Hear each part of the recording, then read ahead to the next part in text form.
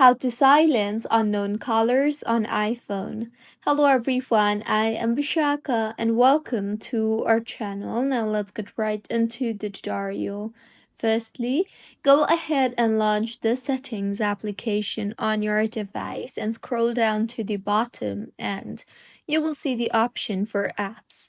Tap on that and then scroll down again and navigate to phone and tap on it.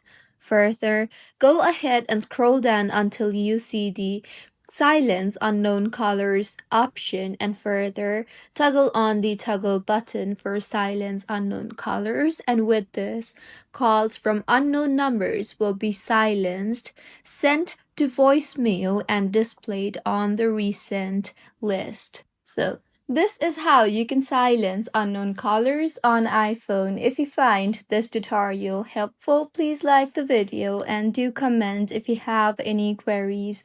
Also, do subscribe to our channel for more helpful tutorials like this. See you on the next one.